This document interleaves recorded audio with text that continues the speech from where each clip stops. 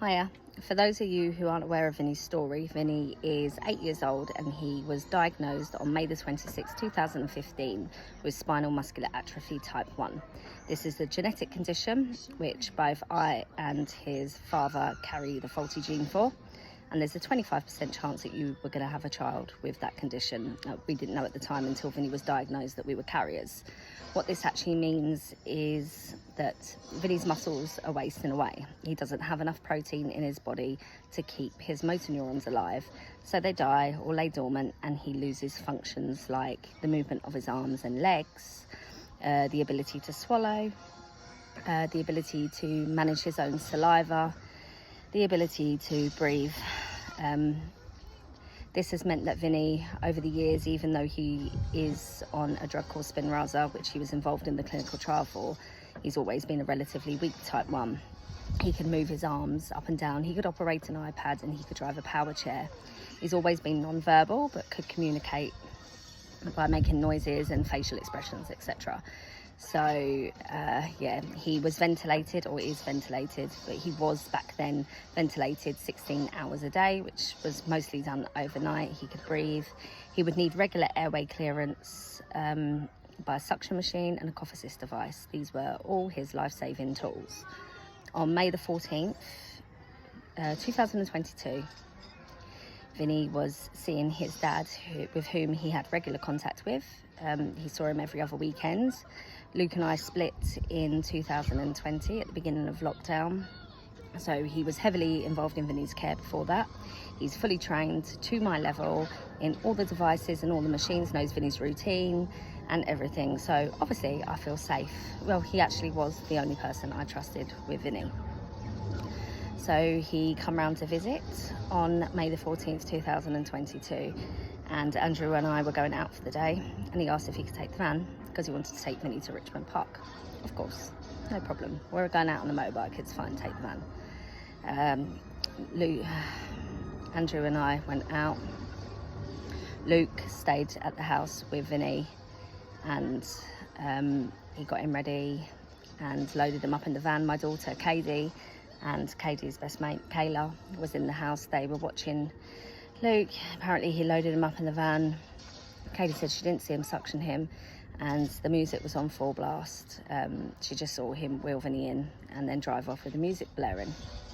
Obviously Katie didn't really think too much of it. Being a kid, you don't. At 1:35 that day, I get a phone call just as Andrew and I were sitting down for some food, and it was Luke saying that Vinnie was grey and lifeless in the back of the van. And I was screaming like, what's wrong with him and all that, and he said, I don't know, but I've put him on bipap.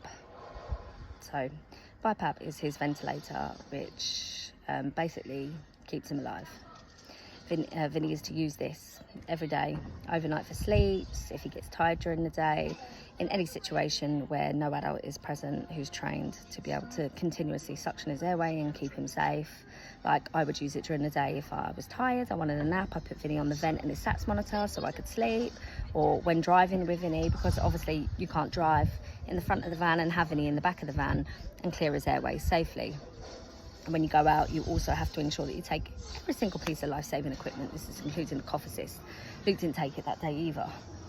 So Luke told me he'd put him on bipap, and that was it. I told him to call an ambulance.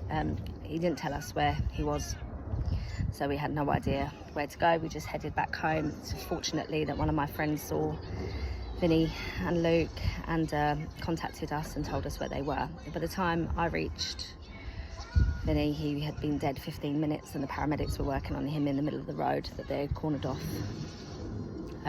Fortunately, they got a pulse back, but Vinnie's downtime was 20 minutes. Now, this was 4 months in hospital, most of it spent in ICU, with Vinnie ventilated on a life support.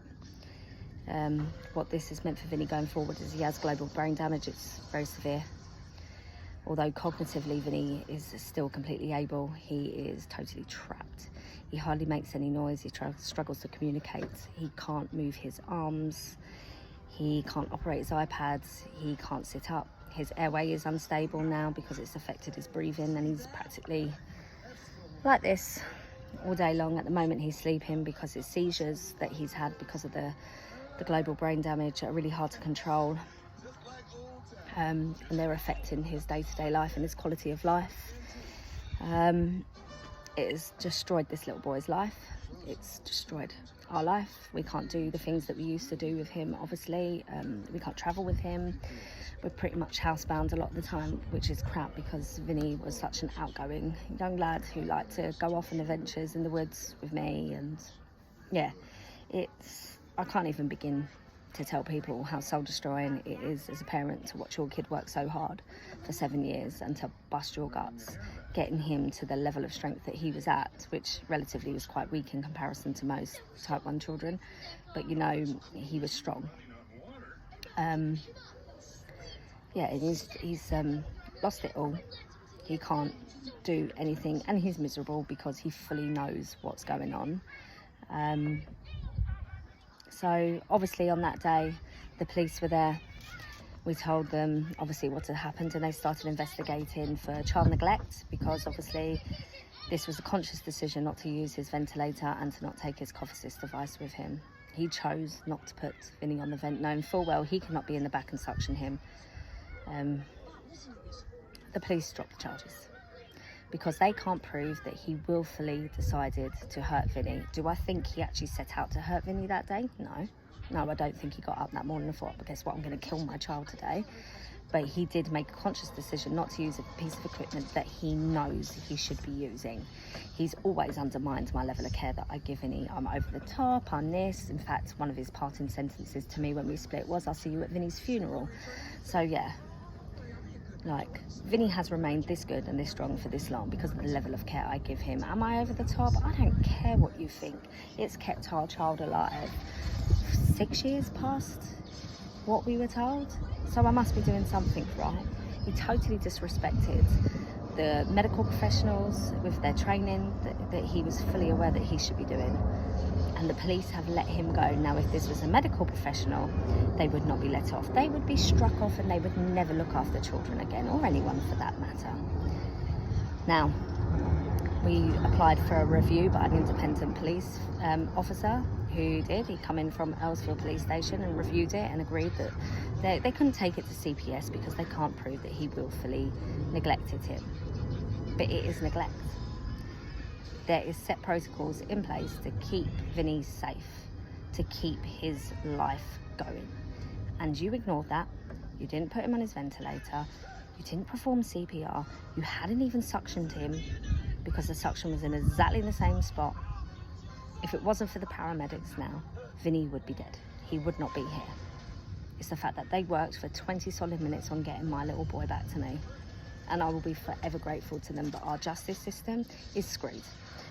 How are they letting this man, who now still has parental responsibility, that means that he has any say in Vinnie's medical care, he gets all Vinnie's medical letters. Also, if I was to die or something happened to me, he would get custody of Vinnie. How can anyone allow that man to be anywhere near Vinnie again? Thankfully, Vinnie's cognitively able and able to tell us that he hates him. He knows what happened that day. He told me he was trying to get Daddy's attention and Daddy didn't listen. As an 8-year-old little boy who was in the back choking to death trying to get his dad's attention, he was ignored probably because the music was too loud, who shouldn't have been in that situation anyway, who has been robbed of everything. Now, with Vinnie's consent, he wants us to fight. He wants us to fight the police. So I'm asking everyone to pull together and share this, sign the petition that I'm putting up for this case to be reviewed and have Luke stripped of his PR, his parental responsibility. No way is this man doing any more damage to my child. My child hates him, absolutely hates him. And I will continue to fight until someone listens, because there's no way on this earth that this man is getting away with what he did to my kids. Literally, he ain't getting away with it.